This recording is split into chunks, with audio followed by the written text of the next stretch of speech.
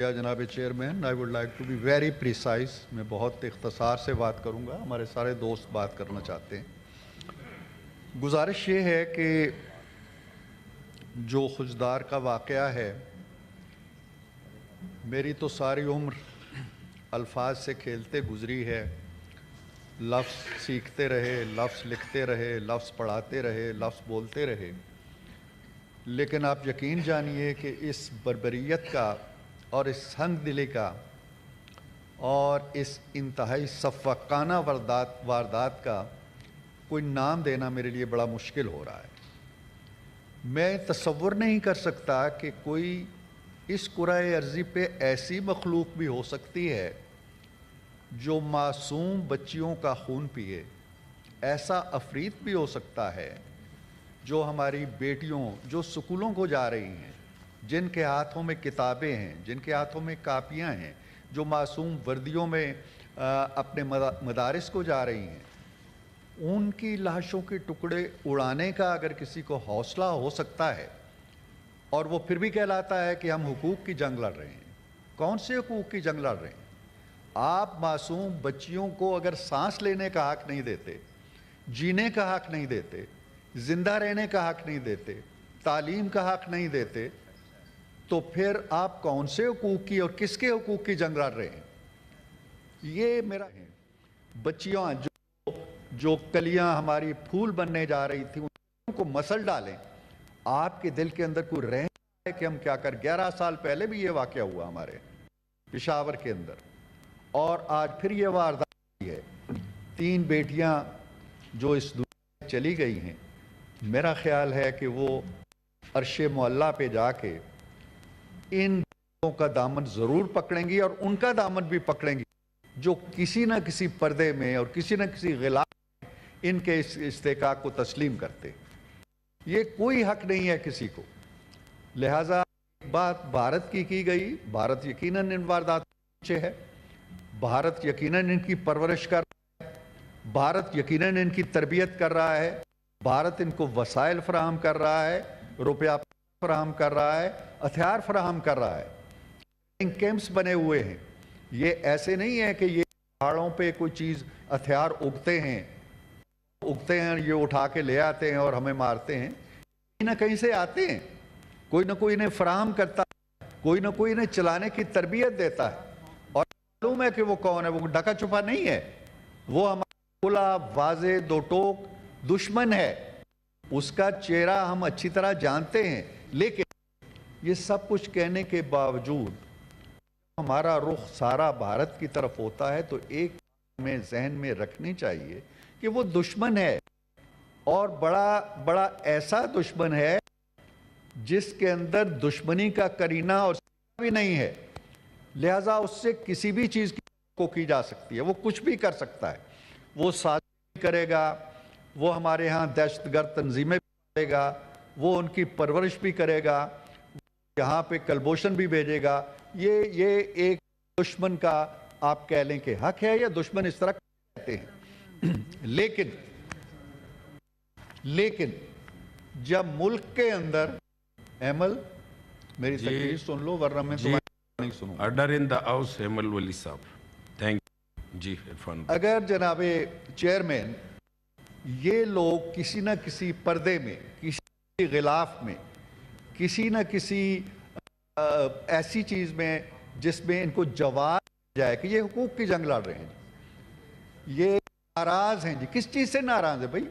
اگر ہمارے ہاں بھی ناراضگیاں ہیں، یہ بھی اختلاف کرتے ہیں، یہ بیٹھے ہوئے ہیں ہم سے اختلاف کرتے ہیں، لیکن ان کے اختلاف کو ہم اس حد تک نہیں لے کے جانا چاہتے، نہ یہ لے کے جاتے ہیں. اختلاف کا مطلب یہ ہے کہ آپ بلوچستان کے حقوق کی جنگ لڑ رہے ہیں، پہاڑ کرتے ہیں، دشمن سے رابطے کرتے ہیں، اس سے اسلحہ لیتے ہیں، اور کوئی اپنا نام رکھ لیتے ہیں آزادی کا، ہمارے بچوں کو ذبح کرتے ہیں، ہمارے ٹرینوں پہ حملے کرتے ہیں، جی ہم حقوق کی جنگ لڑ رہے ہیں. یہ نہیں ہو سکتا. ہمارے یہاں تقسیم ختم ہونی چاہیے. ہمارے ہاں یہ آ جانی چاہیے کہ یہ لوگ جو بھی کر رہے ہیں اور ان کا نام جو بھی لے رہے ہیں، تحریک کو جس بھی مقدس نام سے وابستہ ہیں، اس سب کچھ کے باوجود یہ دہشت گرد ہے، اور ان سے ہماری کسی نوع کی ہمدردی نہیں ہونی. ان کو کچلنا چاہیے. کہتے ہیں کہ جی آپریشن نہیں ہونا چاہیے. نہیں ہونا چاہیے آپریشن، اس لیے کہ آپریشن پنجاب میں ہو، سندھ میں ہو، بلوچستان میں ہو، پختونخوا میں ہو، کہیں بھی ہو، اس میں معصوم جانے کا خدشہ ہوتا ہے. لیکن ان کے خلاف کیا کریں ہم؟ یہ مذاکرات کی میز پہ نہیں لا سکتے تو کیا ان کے گلوں میں ہار ڈالیں ہم؟ کیا ان کے قصیدے پڑھیں ہم؟ کیا یہ جو کچھ کر رہے ہیں اس کے بارے میں ان کو تمغہ فضیلت سے نوازیں؟ ہم کیا کریں؟ ان کا ایک ہی حل ہے کہ ان کو کچلا جائے. اور دوسری بات ہے کہ ان کے کچلنے پر کوئی دو رائے نہیں ہونی. کون ہے جو یہ کہتا ہے کہ بچیوں کو قتل کر دو؟ کوئی ہے زیرو انسان اس پورے حال میں اس واقعے کی حمایت کر سکتا ہے؟ نہیں. کوئی دو رائے نہیں ہونی چاہیے. کون ہے جو یہ کہتا ہے کہ بچیوں کو قتل کر دو؟ کوئی ہے زیرو انسان اس پورے حال میں بیٹھا ہوا اس واقعے کی حمایت کر سکتا ہے؟ نہیں کر سکتا. جنہوں نے ایسا کیا ہے کیا ان کا گریبان نہیں پکڑنا چاہیے؟ کیا ان کی گردنیں نہیں اڑائی جانی چاہیے؟ کیا ان کا محاسبہ نہیں ہونا چاہیے؟ کیا ان کو کوئی جنگ آزادی لڑ رہے ہیں وہ؟ کیا وہ حقوق دے رہے ہیں وہ؟ کیا معصوم؟ آپ کیا چاہتے ہو؟ اور جو تعمیر و ترقی کے منصوبے ہیں وہ آپ آنکھ نہیں باتے. قتل و غارت گری جو ہے وہ بیوہ بن چکی ہے.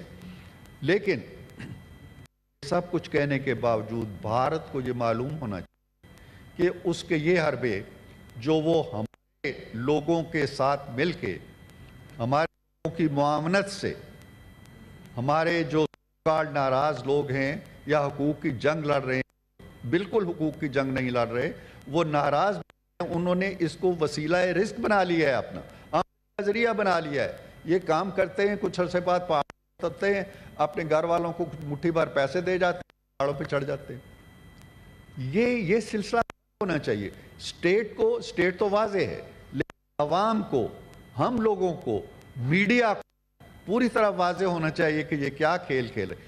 ایس پہ جو حملہ ہوا اس کے پیچھے کیا محرک ہے، اور آج وہاں پہ یہ واردات ہوگی، کیا محرکات ہیں اس کی. جہاں تک بھارت کا تعلق ہے، بھارت اس طرح کے منصوبے کر لے، اس طرح کی تنظیمیں پال لے، ان کی تربیت کرے، ان کو وسائل دے، افغانستان میں جو امریکی اسلحہ ہے ان میں بانٹ دے.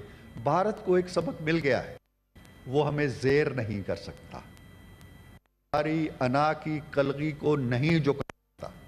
ہم اس کا منہ توڑ جواب دینے کی صلاحیت رکھتے ہیں اور ہم نے دیا ہے.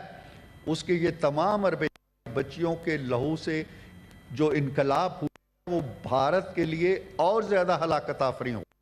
بھارت کو یہ بات ہرگز نہیں بھولنا چاہیے. کوئی ایک انڈیویجول آج جنرل عسکر ہیں اور وہ فیلڈ مارشل اگر بنے ہیں، یہ پوری قوم کا افتخار ہے، یہ کوئی معمولی بات نہیں. تو ٹائم کا آپ نے کہا اگر ٹائم کا اطلاق مجھ پہ کرنا ہے آپ نے تو میں بیٹھ جاتا ہوں. آپ لوگ تو آج ماشاءاللہ سارے آپ نے بڑے تحمل سے سن. نہیں آپ 20 منٹ کی تقریر جناب میں بیٹھ جاؤں گا. نہیں آپ بات کر پوری کریں، بات میں بیٹھ جاؤں گا، لیکن یہ رجسٹر کر لیں آپ نے 25 منٹ کی ایک تقریر سن لی. میں اس پہ کچھ نہیں کہنا چاہتا، حکم ہے میں بیٹھ جاتا ہوں. ان الفاظ پوری کریں کہ آپ ایک پارلیمانی پارٹی لیڈر بول رہا ہے. پہلے تو آپ نے اس کو موقع ذرا تاخیر سے دیا. آپ کی نگاہ بلند ہے، سخن دل نواز ہے، آپ پیچھے دیکھ رہے تھے. اس کے اندر 14 پارٹیاں سب کے پارلیمانی لیڈر، قریب پہ آپ کی نگاہ نہیں پڑی اور اب مجھے موقع ملا ہے میں بیٹھ سکتا ہوں. جی اندر 14 پارٹی ہے، ان سب کے پارلیمانی لیڈرز میں میرے لیے نہ کوئی خاص ہے نہ کوئی عام ہے، نہ کوئی میرے لیے برابر. اگر سر خاص و عام نہیں ہے تو 25 منٹ اور 9 منٹ جی آپ 26 منٹ. جی میں بس 1 منٹ اور بولتا ہوں. جی نو میں جناب چیئرمین پلیز آپ کی ہدایت احترام کرتا ہوں. میں اپنی تقریر کو یہیں پہ روک. ہمارے جذبات نہیں، بس بات میری مکمل ہے. ہمارے جذبات، ہمارے احساسات ان معصوم بچیوں کے ساتھ ہیں اور وہ معصوم بچیاں ہمارے عزم کی نشاندہی کرتی ہیں. وہ قیامت ان کا دامن پکڑیں گی جب وہ حضور صلی اللہ علیہ وآلہ وسلم کی بارگاہ کے سائے تلے کھڑے ہوں گی تو ان دہشت گردوں کا دامن گی اس وقت انہیں پتہ چلے گا کہ اس دنیا میں یہ کیا کرتے ہیں. Thank you very much. جی بہت شکریہ عرفان الق صدیقی صاحب، بہت شکریہ. جی سینیٹر امان صاحبہ جی.